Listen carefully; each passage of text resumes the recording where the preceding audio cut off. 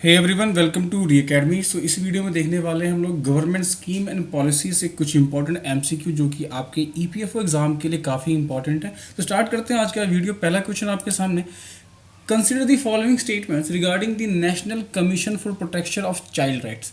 तो national commission for protection of child rights के related बतानी है कि कौन सी स्टेटमेंट यहाँ पे करेक्ट है। ठीक है, स्टेटमेंट 1 है, it is a statutory body established under the protection of child from sexual offences act, इसे पोस्को एक्ट भी कहते हैं। ठीक है, काफ़ी न्यूज़ में था लास्ट ईयर ये। तो क्या ये इस एक्ट के अंदर आता है? सेकंड है, the commission may inquiry into complaints and take suo motu notice of matters relating to deprivation and violation of child right. कहता है कि क्या ये जो कमीशन है ये इंक्वायरी करता है कंप्लेंट्स की, और क्या ये अगर मामला क्या हो डेप्रीवेशन और वायलेशन ऑफ चाइल्ड राइट्स का हो तो क्या ये खुद से उस केस को हैंडल कर सकती है, ले सकती है सुमोटो तरीके से। ठीक है, तो यहाँ बताना है कौन सा स्टेटमेंट यहाँ पे आपका करेक्ट है, 1 ओनली, 2 ओनली, बोथ या नाइदर। तो इसका जो राइट आंसर होगा वो होगा ऑप्शन बी, 2 ओनली। स्टेटमेंट जो सेकंड है ये करेक्ट है, स्टेटमेंट 1 आपका यहाँ पे गलत है। गलत क्या है हम देख लेते हैं यहाँ पे। तो स्टेटमेंट 1 जो इनकरेक्ट है इसका रीज़न ये है कि ये आपका पोस्को एक्ट के अंडर नहीं आता है, ये आता है आपका protection of child right CPCR act 2005 के अंदर। ठीक है, तो CPCR एक्ट के अंदर आता है, ना कि पोस्को एक्ट के अंदर। ठीक है, सेकेंड स्टेटमेंट यहाँ पे करेक्ट था। अगर मैटर क्या हो deprivation of violation of child rights related हो, या non implementation of law providing for protection of development of children, अगर कोई लॉ बनाया गया है प्रोटेक्शन और डेवलपमेंट के लिए, चिल्ड्रन के लिए, अगर वो लॉ इम्प्लीमेंट नहीं हो रहा है तो भी क्या कर सकता है, ये जो कमीशन है मैटर को हैंडल कर सकता है। इसके अलावा non compliance of policy decision guidelines, अगर कोई गाइडलाइन नहीं मान रहा है, ठीक है, इंस्ट्रक्शन फॉलो नहीं कर रहा है, तो इसके रिलेटेड जो भी केस होगा वो ये कमीशन देख सकता है। ठीक है, इंपॉर्टेंट बात यहाँ पे आप याद रख सकते हो कि जो NCPCR है, ठीक है, national commission for protection of child right, ये जो है ये आपका मॉनिटर करता है पॉस्को एक्ट को भी। ठीक है, also monitor the implementation of child and protection from sexual offences. ठीक है, तो ये आपका CPCR को भी मॉनिटर करता है और ये आपका पॉस्को एक्ट से भी मॉनिटर होता है। ठीक है, सेकेंड क्वेश्चन है, consider the following statement regarding the Jan Aushadhi Yojana. तो जन औषधि योजना के रिगार्डिंग बताना है कि कौन स्टेटमेंट यहाँ पे करेक्ट है। बहुत ही आसान सवाल है ये। स्टेटमेंट 1 है आपके पास, it objective is to make available quality branded medicine at reasonable cost. Second statement है, medicine will be provided through Jan Aushadhi stores open in every capital. क्या ये बात सही है? तो कौन सा स्टेटमेंट यहाँ पे करेक्ट है बताना है, A only, B only, both या नन। तो इसका जो राइट आंसर होगा वो होगा option D, none of the above.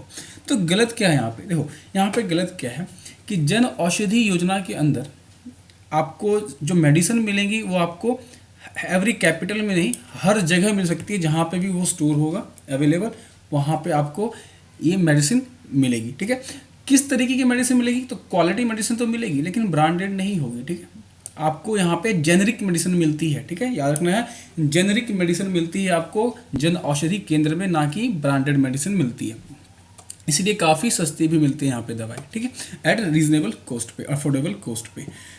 इसके अलावा आप याद रख सकते हो कि सबसे इम्पोर्टेंट पॉइंट जो इस स्कीम का है, इस योजना का है, अगर मैं आपसे पूछूं कि ये जो योजना है किस मिनिस्ट्री के द्वारा या किस डिपार्टमेंट के द्वारा गवर्न होता है, तो आप जनरली सारे स्टूडेंट कन्फ्यूज़ हो सकते हो, क्योंकि बहुत ही इंटरेस्टिंग है ये जो स्कीम है, ये जो योजना है, ठीक है, इसे हैंडल करता है ministry of chemical and fertiliser. ठीक है, ना कि मिनिस्ट्री ऑफ हेल्थ, अदर ये सब नहीं, ministry of chemical and fertiliser इसको हैंडल करता है अंडर डिपार्टमेंट ऑफ फार्मास्यूटिकल। ये बात आप लिख लो कहीं भी, बहुत इंपॉर्टेंट है ये।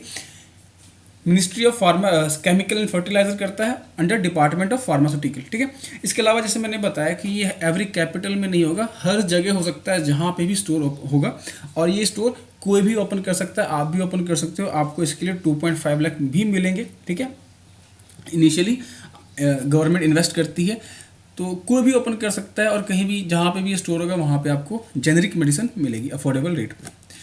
थर्ड क्वेश्चन है, Shishu, Kishore and Tarun are the scheme of. बहुत ही इंटरेस्टिंग क्वेश्चन है, बहुत ही इंपॉर्टेंट क्वेश्चन भी है आपके लिए। शिशु किशोर और Tarun are the scheme of option A regional rural bank, option B micro unit development and refinance agency limited, या option C small industry development bank of India, या option D industrial development bank of India. बहुत ही interesting सवाल है ये।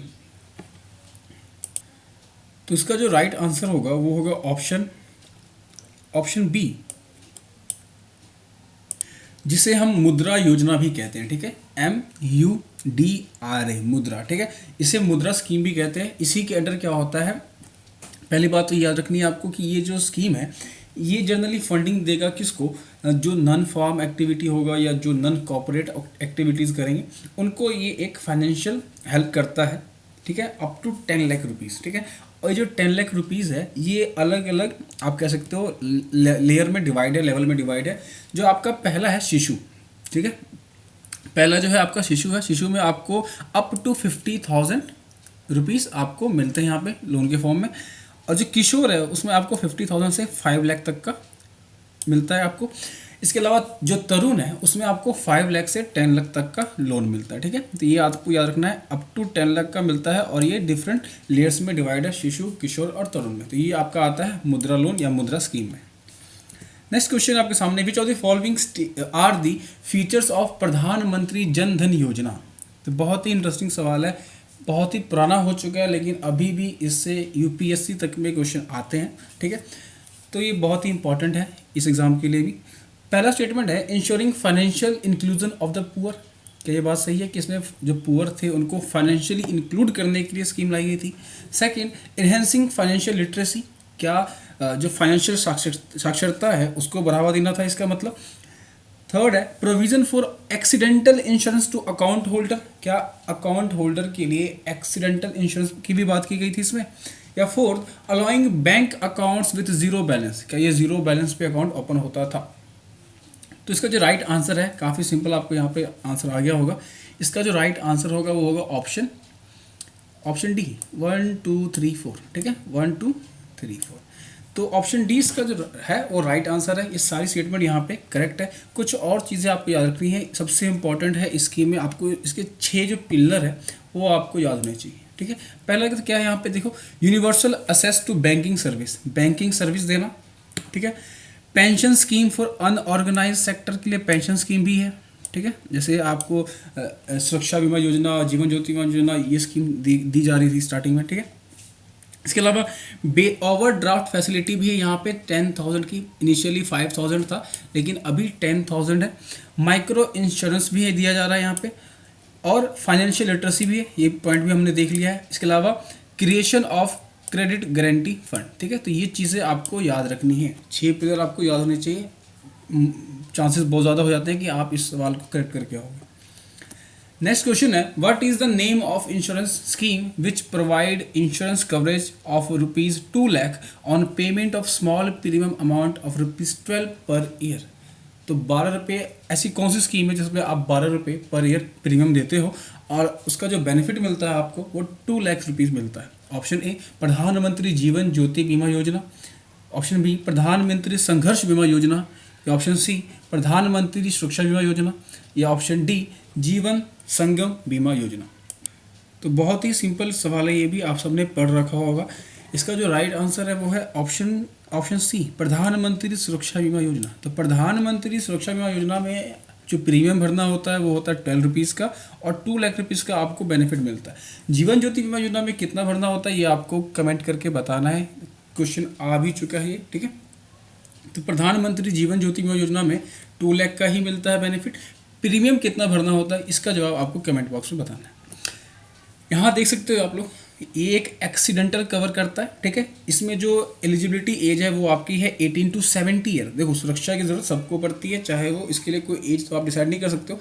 इस तरीके से आपको याद रखने के तरीके से कि इसमें 60 से आगे भी लोगों को सुरक्षा की ज़रूरत पड़ती है, तो 70 से। ठीक है, तो 18 to 70 तक के जो पीपल है वो इस स्कीम को अवेल कर सकते हैं। 12 रुपीज़ का प्रीमियम भरेंगे और 2 लाख रुपीज़ उनको बेनिफिट मिलेगा। ठीक है, तो ये चीज़ें आपको याद रखनी है। नेक्स्ट क्वेश्चन है, a nationwide breast feeding programme MAA has been launched by which union ministry. तो जो एक स्कीम है जिसका नाम है माँ, इसमें क्या है, nationwide breast feeding programme था ये। इसे किस यूनियन मिनिस्ट्री द्वारा लॉन्च किया गया है? Option A ministry of tribal affairs, option B ministry of health and family welfare, या option C ministry of women and child welfare, या option D ministry of AYUSH. तो काफ़ी इंपॉर्टेंट है ये स्कीम भी आपके लिए। तो इसका जो राइट आंसर है वो है आपका option B ministry of health and family welfare. तो ministry of health and family welfare ने ये जो स्कीम था, ये जो प्रोग्राम था, लॉन्च किया था। अब इसका रीज़न क्या था? देखो, इसका रीज़न बहुत ही सिंपल था कि जो आजकल के टाइम में क्या है कि जो ब्रेस्ट फीडिंग है उसका वो देखा जा रहा है कि काफ़ी कम हो गया है। वुमेन हो या मैन हो, काफ़ी ज़्यादा बिजी हैं वर्किंग लाइफ वगैरह में। तो इसका जो मेन एम था वो था कि ब्रेस्ट फीडिंग को प्रमोट करना नेशन वाइड, ठीक है। और जो एक और रीज़न था, इसका जो मेन ऑब्जेक्टिव था वो था कि ड्यूरिंग ब्रेस्ट फीडिंग या ड्यूरिंग प्रेगनेंसी या उसके बाद जो उसकी फैमिली है, उसके हस्बैंड है, उसके जो पेरेंट है वहाँ पे, ठीक है, उनका सपोर्ट सीख करना, ठीक है, उनका सपोर्ट पाना। तो ये एक अवेयरनेस प्रोग्राम था, आप कह सकते हो, काफ़ी इंपॉर्टेंट था। Ministry of health and family welfare ने इसे चलाया था। सेकंड क्वेश्चन है, प्रगति स्कीम जो है आपका scholarship scheme for the government of India is meant for. तो जो प्रगति स्कीम था वो किसके लिए था? Higher education for girls, technical education for girls, या सेकेंडरी एजुकेशन फॉर गर्ल्स, या एलिमेंट्री एजुकेशन फॉर गर्ल्स। बहुत ही अच्छा क्वेश्चन है ये भी। तो इसका जो राइट आंसर है वो है option B technical education for girls. तो प्रगति स्कॉलरशिप जो है यहाँ पे इनिशिएटिव है, जो स्कीम है, इसके थ्रू जो प्रमोट करना है, हमें प्रमोट करना है कि गर्ल्स की टेक्निकल एजुकेशन, हायर एजुकेशन में जो है टेक्निकल एजुकेशन में उनको बेनिफिट हो, उनको एक फाइनेंशियली हेल्प मिले, ठीक है। मिनिस्ट्री ऑफ एजुकेशन जो है उनके द्वारा चलाया गया ये स्कीम है। सेवंथ क्वेश्चन है, consider the following statement about a scheme launched by government of India. ठीक है, आपको पढ़ना है स्टेटमेंट और बताना है कि ये कौन सी स्टेटमेंट को कौन सी स्कीम को सेटिस्फाई कर रहा है। स्टेटमेंट है, it was launch to provide social security during old age and to protect elderly persons age 60 and above against the future fail in their interest income due to the uncertain market condition. तो यहाँ जो eligibility बता रहा है वो है 60 और above. तो 60 और अबव ही उस स्कीम को अवेल कर सकते हैं, ठीक है, अवेल कर सकते हैं। The scheme enable old age income security for senior citizen through provision of assumed pension based on government guarantee to LIC। और ये LIC के थ्रू आप कह सकते हो एडमिनिस्टर होता है। तो ऐसी कौन सी स्कीम है जो 60 और 60 के अबव आप अवेल कर सकते हो? यही आपके लिए काफ़ी हिंट है।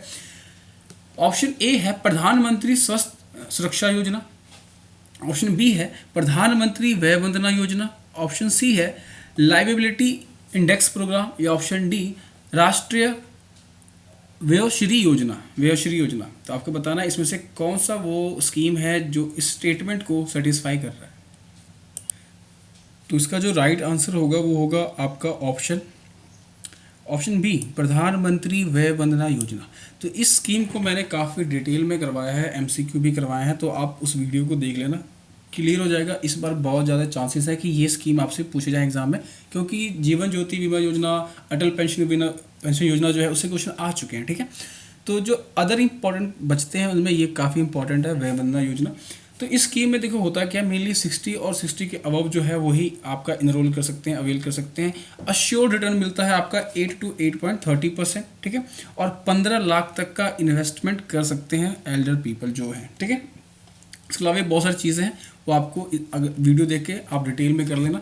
नेक्स्ट क्वेश्चन है, which of the following are the benefit of the Pradhan Mantri Arogya योजना। ठीक है, प्रधानमंत्री आरोग्य योजना की रिगार्डिंग पूछ रहा है, कौन सी स्टेटमेंट यहाँ पे सही है। स्टेटमेंट 1 है, free treatment available at all public and implant private hospital in times of need.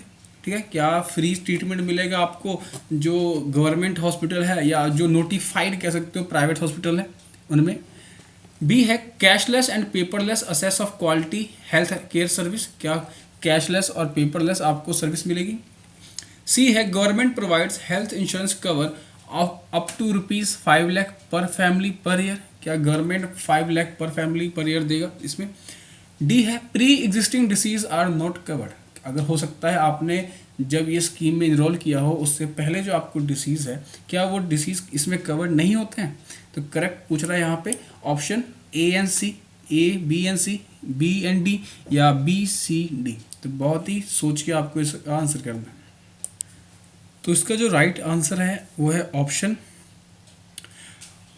A, B and C। देखिए कहाँ पे है option A, B and C, ठीक है। Option A, B and C इसका जो होगा वो होगा राइट आंसर। अब यहाँ पे गलत क्या है, pre existing disease are not cover, तो कवर होते हैं, ये चीज़ आपको याद रखनी है, प्री डिसीज भी कवर होते हैं।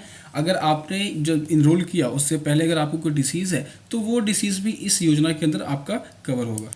और उसके अलावा देखा जाए तो किसी भी पब्लिक हॉस्पिटल या किसी भी प्राइवेट नोटिफाइड हॉस्पिटल में आपको ये स्कीम आप ये जो है ये फ्री ट्रीटमेंट आपको मिल जाएगा। ट्रीटमेंट जो होगा आपका वो कैशलेस होगा, पेपरलेस होगा, आप जाइए आपको ट्रीटमेंट मिल जाएगा सिंपली, ठीक है। 5 लाख रुपए का एक फैमिली, 5 लाख रुपए पर फैमिली पर ईयर यहाँ पे दिया जाएगा इस स्कीम के अंदर। तो टोटल यहाँ पे कह सकते हो कि 10 करोड़ फैमिली को यहाँ पे दिया जा रहा है, मतलब 50 करोड़ पीपल ऐसा कहा जा रहा है। एक और चीज़ भी याद रखनी है आपको कि इसमें फैमिली का साइज़, जेंडर ये सब मैटर नहीं करता है, किसी भी फैमिली को यहाँ पे ये स्कीम अवेल कर सकते हैं। जो इंपॉर्टेंट चीज़ आपको याद रखना है कि प्रधानमंत्री आरोग्य योजना के रिगार्डिंग, तो ये जो स्कीम है ये आता है आपका आयुष्मान भारत योजना के अंडर, ठीक है। तो आयुष्मान भारत योजना जो 2018 में आई थी उसी के अंदर ये स्कीम आता है। अब आयुष्मान भारत योजना जो है वो आपका 3 चीज़ों की बात करता है, primary health care service, secondary health care service और टर्सरी हेल्थ केयर सर्विस, ठीक है। तो सेकेंडरी और टर्सरी ये बात बहुत इंपॉर्टेंट है। सेकेंडरी और टर्सरी जो है उस हेल्थ केयर सिस्टम के लिए प्रधानमंत्री आरोग्य योजना आपका काम करता है, ठीक है। प्रधानमंत्री आरोग्य योजना आपका सेकेंडरी और टर्सरी हेल्थ केयर सर्विस के लिए काम करता है, ये चीज़ आपको याद रखनी है। यहाँ देख सकते हो आप 10 करोड़ फैमिली को मिलेगा, 5 लाख रुपए प्रति वर्ष मिलेगा किसी भी प्राइवेट और सरकारी अस्पताल में कैशलेस, देखिए है ना यहाँ पे कैशलेस इलाज होगा आपका, ठीक है। 50 करोड़ लोगों को सीधा फायदा हो सकता है। तो ये था आपका आज का वीडियो अगर पसंद आई हो तो लाइक कर सकते हो, चैनल को सब्सक्राइब कर सकते हो और इसकी PDF आपको मिल जाएगी री अकेडमी के ऑफिशियल टेलीग्राम चैनल पे। तब तक के लिए ख्याल रखिए, स्वस्थ रहिए, थैंक यू।